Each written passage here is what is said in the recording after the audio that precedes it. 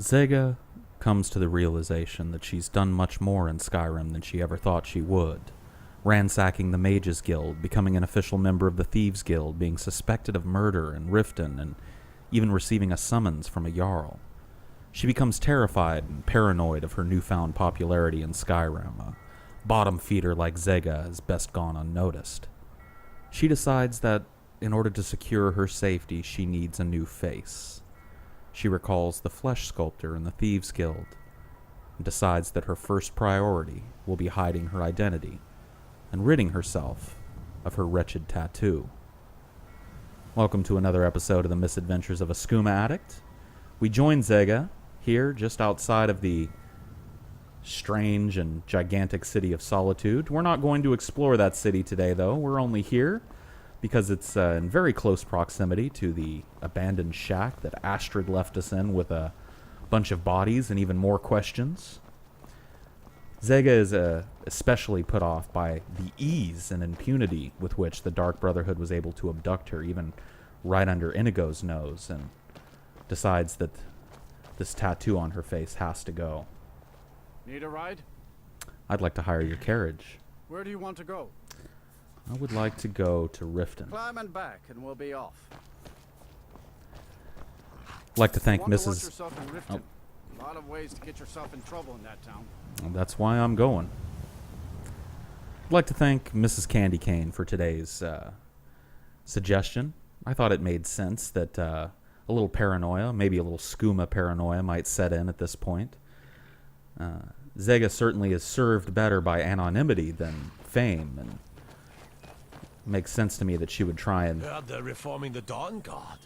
Vampire hunters. make use of this flesh sculptor's abilities, even if only to remove the tattoo, which Zega considers to be a beacon that makes her not only recognizable, but memorable. That old woman who runs the orphanage has been murdered. Say, didn't I see you coming out of there? A perfect example of why Zega is ready to be rid of this tattoo. She turns around and tells Inigo to wait for her here. Ask me something? I will wait and watch. But before doing that, Yes, my friend. What is yours is mine. she decides that she is going to borrow Inigo's ebony bow. She thinks it's Ready? better off in her hands than his. And from there, we're going to head down into the Ratway once again. Zega can't help but smile as she passes by the Honor Hall orphanage, hoping that the lives of the little waifs within are somewhat better because of her actions.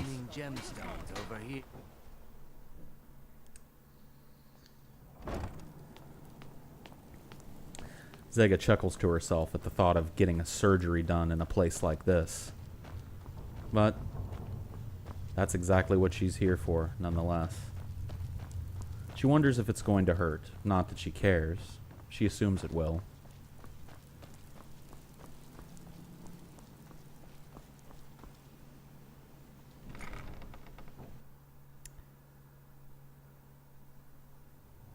Before she talks to the face sculptor or face butcher, depending on who you talk to in Riften, she decides she's going to make a visit to the fence, sell some of her ill-gotten goods, and maybe fatten up that coin purse a little bit. Welcome to the cozy little family. I'm one of the lookouts for the guild. I watch Delvin's back. What do you give me for these?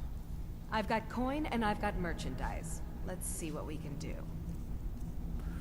Okay. Sell this amulet, or this amethyst, ancient Nord bow. Just gonna sell a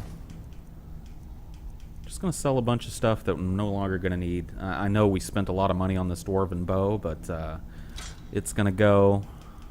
It's flawless garnet, gold diamond necklace. Oh, she only has 401 golds.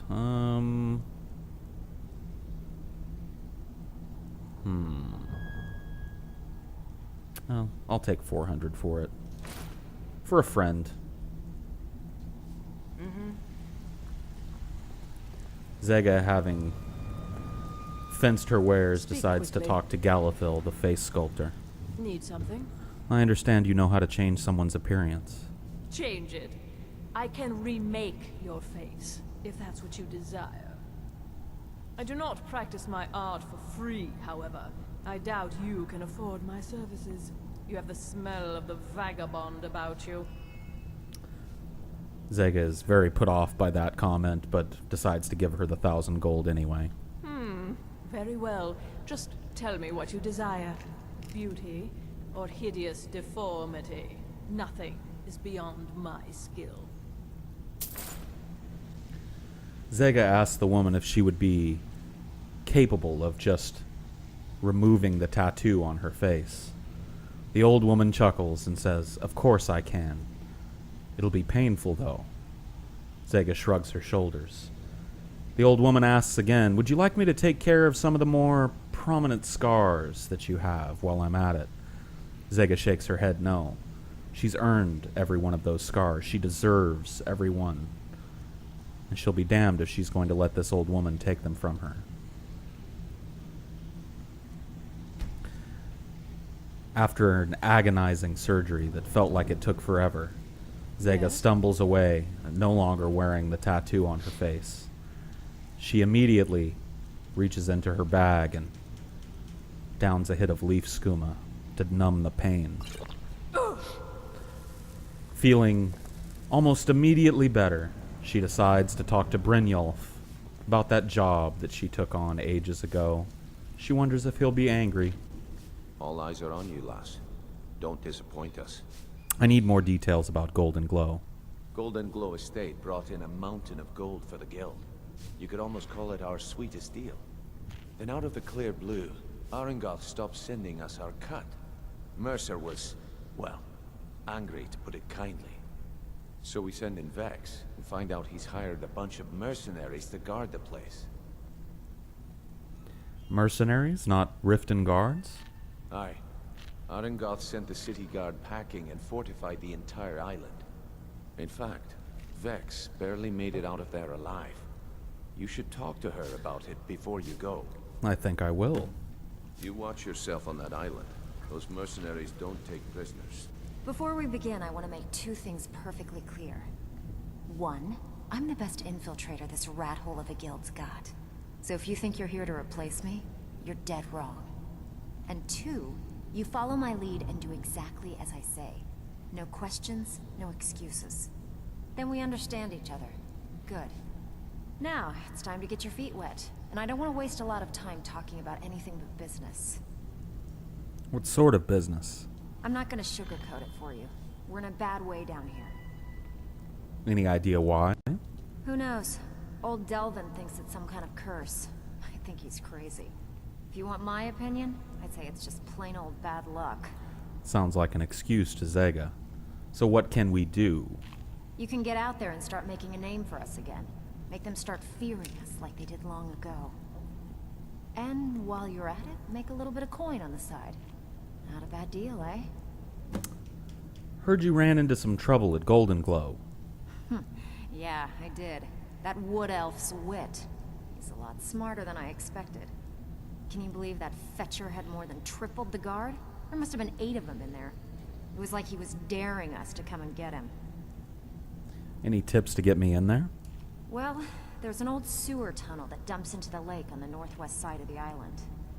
That's how I slipped in there. Should still be unguarded.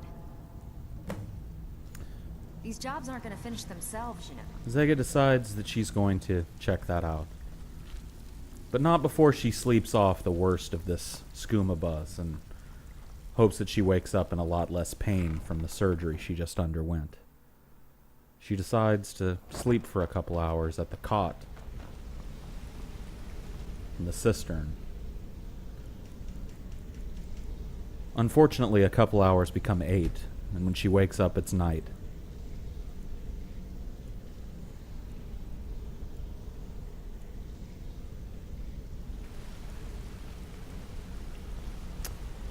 Well, all the better, she thinks to herself.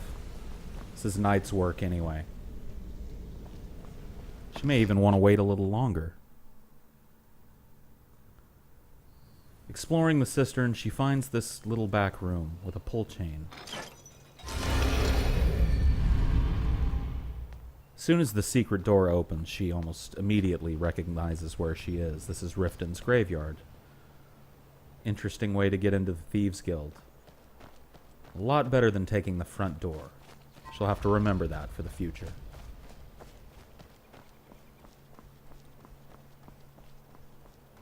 She decides to leave Inigo to his own devices here. This type of infiltration is best done with just one person. She knows that. She nods at him, tells him to wait, and makes her way to Golden Glow.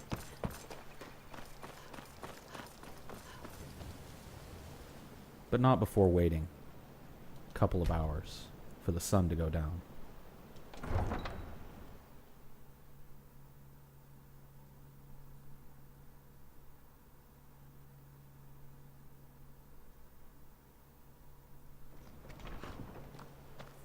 Careful.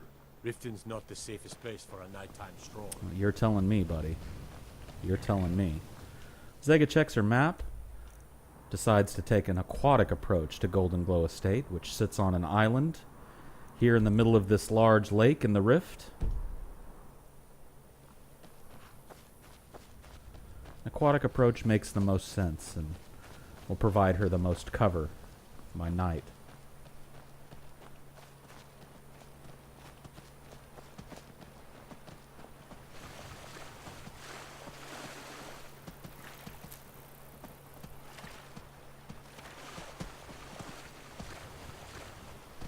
She's happy to see that there are wildlife traipsing around the island that'll make whatever guards are posted here slightly less skittish, perhaps. Zega realizes in the dark she has very little time to, or very little chance of ever finding a sewer grate underwater. It's almost pitch black. So, she decides to just head for the glow of the windows instead.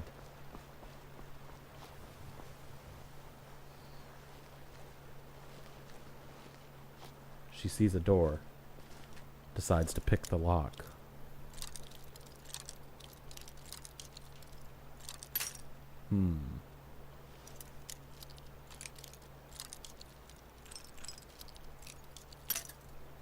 It's an expert level lock, so it may take me a while to find the sweet spot here.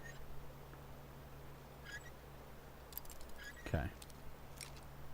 Just a little nudge. Oh, so close, yet so far. Not quite that far. There we go. No! Lockpicking is definitely something I'd like to work on at some point. Maybe not take any perks in it, but I'd certainly like to be better at it. Oh. Oh. This lock, though. Is it all the way over? No, it's not.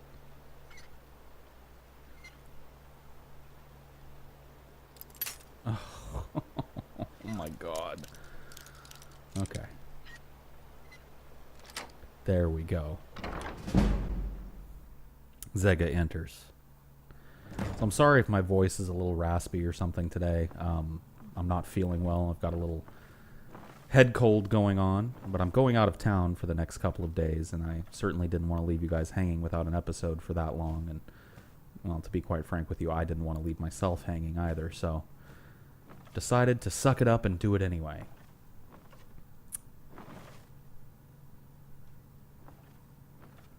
Zega sees a guard sitting at a desk and decides to cut through this room.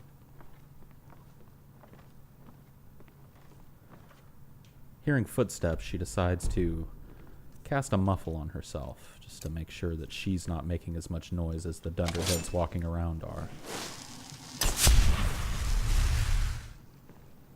Zega knows that the Thieves Guild prefers that no blood be spilled here today. But she is completely prepared to open a throat if she needs to.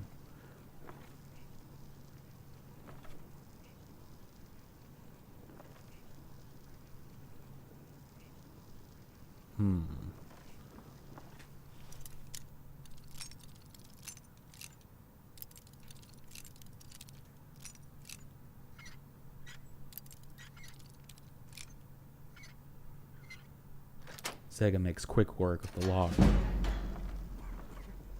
Heads downstairs to the basement.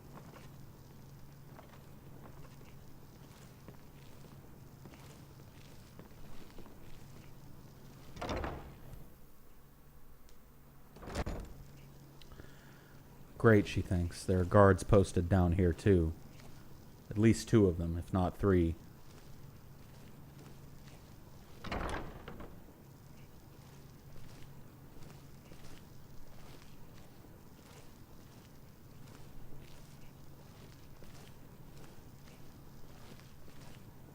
Zega sees a fat coin purse on the table and decides she can't help herself. A little extra gold for this job wouldn't hurt anybody.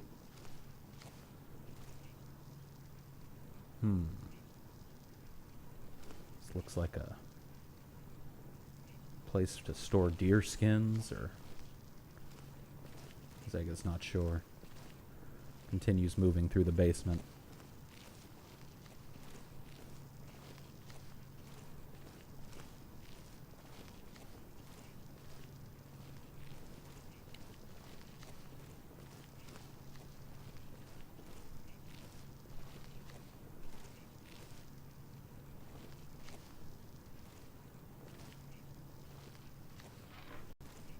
What was that? Ha! Found you. Hey, don't do that. She decides to make a new friend rather than kill the man. Head down into the basement. Further. This is what she was after. A chest.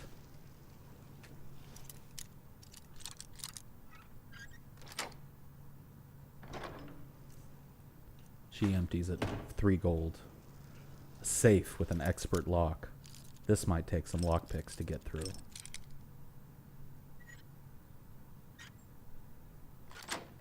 It doesn't.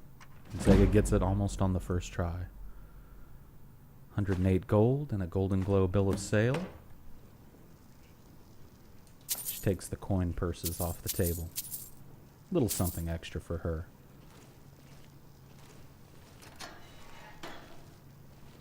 She chuckles to herself as she sees the entrance to the Golden Glow sewer. It may not have gotten her in, but tonight it was going to get her out.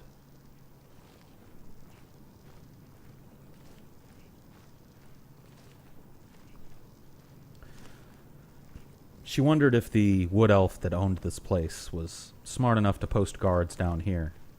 Surely not, she thought.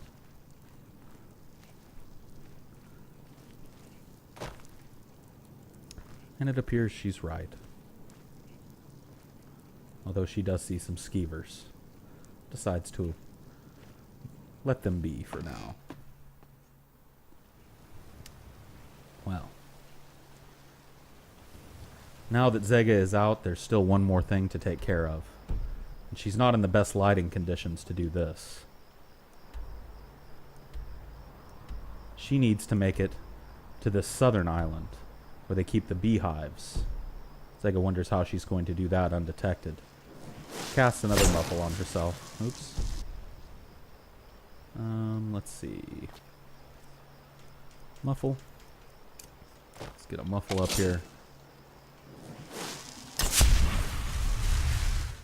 All that needs to be done is burn 3 beehives to finish the message that no matter what this man does, he's not untouchable to us. Zega knows that the beehives probably be under heavy guard, as he would probably expect the Thieves Guild to try something with them.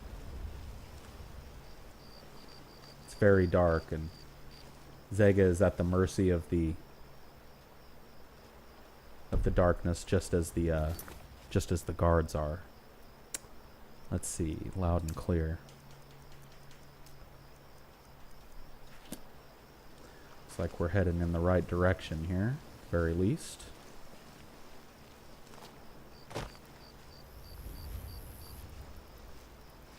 She doesn't seem to be attracting any attention, moving quietly across the grounds.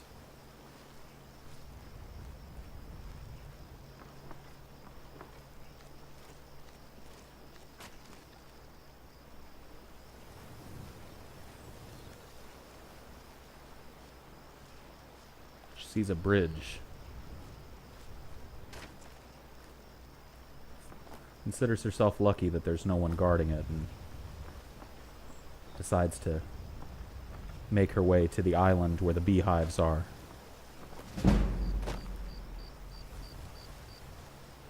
She knows there are guards close now, but being so close to her objective lets her throw a little caution to the wind. She goes for a spell she hasn't used in a while. A spell called Flames. Burns 1 beehive, 2, and 3, before diving into the lake at a full tilt run.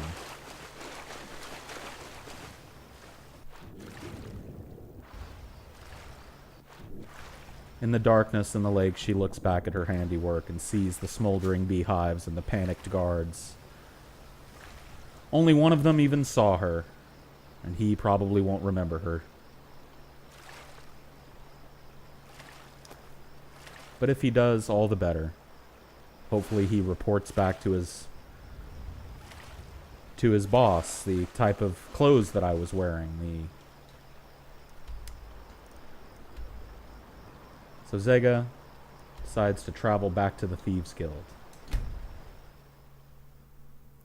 Yes, if the one guard that saw her reports to the boss that I was wearing Thieves Guild apparel, then he'll know. He'll know not to mess with us. I think that's a good idea. Zega presses the button in the Riften Cemetery, heads down into the cistern.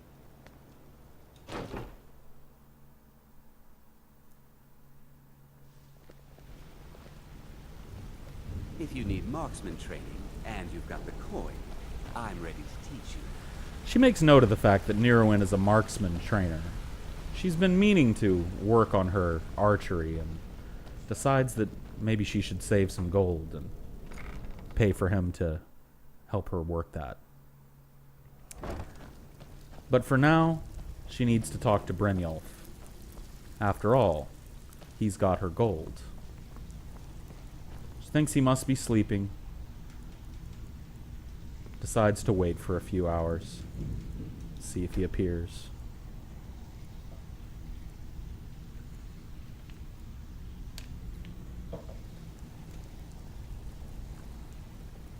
Any Brynjolf? Anybody got some Brynjolf? No.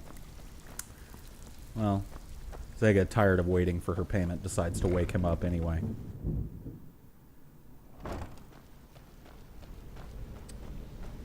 There he is. Word on the street is Golden Glow's been hit. Good job, lass. Yes, and here's what was in the safe. Let me take a look at what you found. Aringoth sold Golden Glow? What's that idiot thinking? He has no idea the extent of Maven's fury when she's been cut out of a deal. But I'm certain he'll find out. If only the parchment had the buyer's name instead of this odd symbol. Any idea what that might be? No idea. Blast. Well, I'll check my sources and speak to Mercer. But for now, you're off to speak to Maven Blackbriar. She asked for you by name. I thought I did the job like you asked. No. Nothing like that. You're calling on her for business. What does Maven want from me? That's between you and Maven, and I prefer to keep it that way. Don't worry about it. Maven's business dealings usually involve quite a bit of gold for her people. Speaking of which... Of course, your pay. You're smart as a whip, lass. Keep doing right by us, and there's plenty more where that came from. So, 300 golds. And now Zega will be meeting Maven Blackbriar, who is the crime boss of Riften, in a way. As she drifts off to sleep, Zega wonders what she'll be doing next. That, of course, is up to you. Thanks for watching. I hope you enjoyed the episode, and until next time, peace.